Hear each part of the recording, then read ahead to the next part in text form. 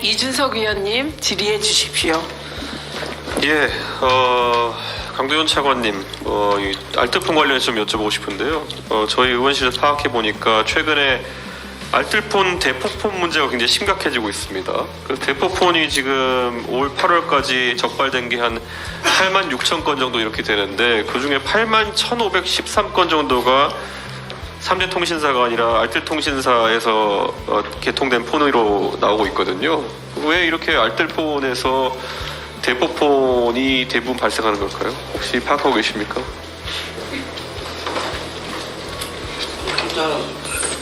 네, 의원님, 저 숫자는 좀 확인을 한 번 더 해보겠습니다. 그리고 예. 대포폰에 대한 문제가 사실은 굉장히 심각한 문제가 있었습니다. 그래서 저희 대책도 발표하고, 그다음에 본인 확인 절차 문제, 예. 그 속에서 본인 확인 시스템을 이제 확인 과정에서의 일부 그 탈취 문제 이런 것들이 있었던 부분이 있습니다. 그래서 그 부분에 철저히 보완을 저희들 해서 발표한 바가 있습니다. 그런데 제가 이제 구조적으로 저도 알뜰폰을 한 2회선 정도 개통해서 써보고 있는데요. 그런데 알뜰폰 개통할 때 문제가 사업자별로 그 개인정보의 어떤 취급 방식이나 아니면은 그 관리 시스템 자체가 매우 상이합니다.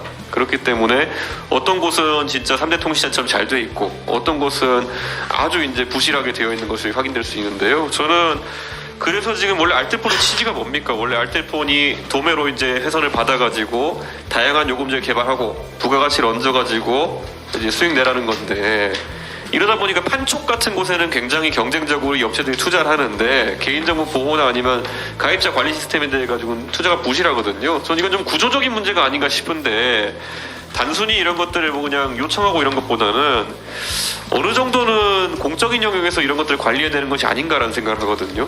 예를 들어 지금 우리가 예전에 신문 같은 경우에는 종이 신문이 많이 되던 시절에는 신문을 뭐 내용으로 승부해라 이런 것 때문에 유통 과정 자체는 신문 유통원을 둬가지고 관리한다든지 이런 경우가 있었고 뭐 사실 소비자 입장에서 비교가 쉽게 하려면 금감원 같은 데서는 지금 금융상품 같은 것들 비교 공시하는 사이트 같은 것도 운영하고 있고 지금 알뜰폰은 이게 민간의 영역에 있기 때문에 가입자 고객부터 여러 가지 서비스가 파편화되어 있습니다. 이거 통합하는 서비스 같은 게 좀 필요한 거 아닐까요?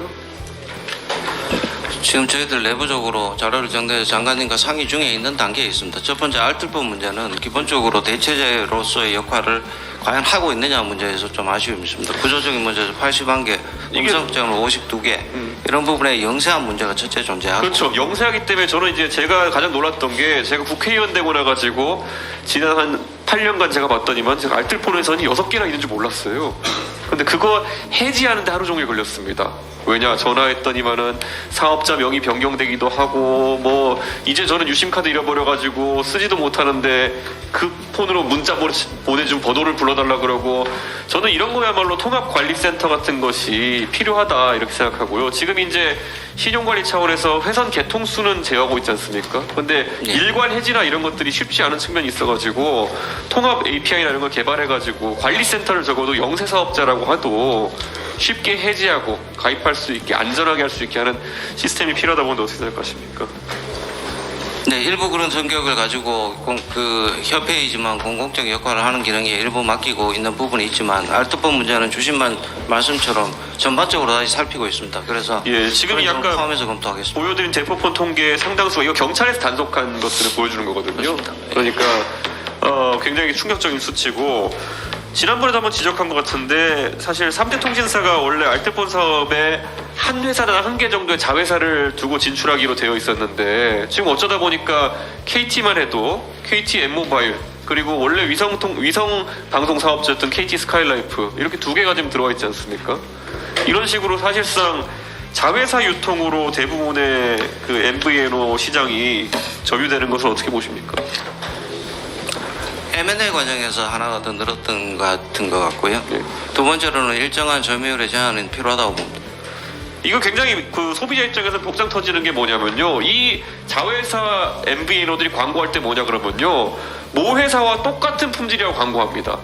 그러니까 모 회사와 똑같은 품질인데 결국엔 요금은 3배 가까이 차이 난다라는 거는 이거는 오히려 모 회사가 지금 거품이 있다라는 것을 인정하는 것밖에 안 되기 때문에 저는 이 자회사 유통에 대해 가지고는 원래 뭐 1자회사 하기로 했던 것도 깨진 것이고요. 지금 전체적으로 그런 모순 자체가 있으니까 이제는 좀 억제해야 되는 것이 아닌가 생각하는데 어떻게 생각하십니까?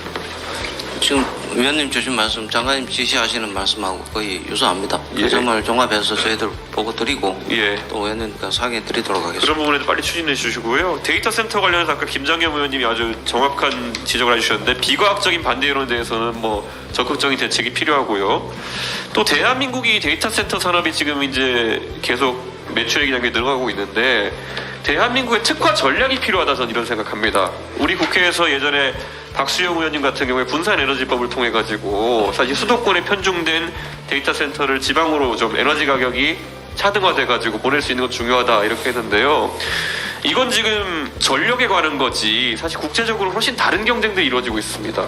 예를 들어서 냉각 방식에 대한 기술 연구라든지 아니면 두 번째로는 결국엔 데이터 센터 안에 들어가는 게 뭡니까? 또 반도체 아닙니까?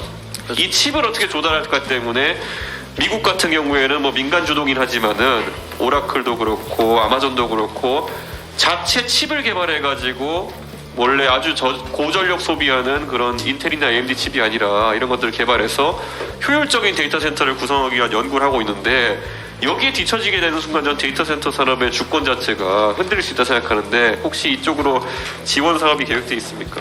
한 10년 전에 사실은 저희가 다른 경쟁국에 비해서 전기료가 낮다라는 네. 이유가 있어서 많은 기업들이 문의가 있었던 게 사실이었습니다. 그때도 전기를 너무 낮다고 해서 반대 여론도 있어서 그것만을 갖고는 여론이 있었고 싱가포르 사례를 제시를 해 주셨는데 저전력으로 할 수 있는 너무나 고전력이기 때문에 일단 중단을 했다가 저전력의 기준을 가지고 다시 유치 활동에 시작을 했습니다. 위원님 주신 말씀처럼 지금은 단순한 민간 데이터 센터의 문제가 아니라 전력을 굉장히 바꿔나가고 있습니다. AI 기반의 반도체 그리고 소프트웨어 그리고 자국의 육성 부분까지도 포함해서 전략적으로 하는 부분이 있어서 지난번에 장관님께서 직접 발표하신 내용에 AI 데이터 센터에 대한 자본에 대한 문제, 규모에 대한 문제, 그리고 국제적 연대에 대한 문제 이런 것들을 지금 활발히 고민하고 있는 중에 있다 말씀드리겠습니다. 예전에는 모바일 칩 개발, 소장기에 들어가는 반도체 개발로 승부가 났다고 한다면 이제는 데이터 센터에 들어가는 다코 진짜 그런 반도체에 대한 개발 수요가 늘고 있기 때문에 장관님 꼭 이런 부분 반도체 산업 진흥에도 필요한 거니까 해주십시오. 네, 아주 우리 종합적으로 지금 그 계획에 따라서 추진 중에 있습니다.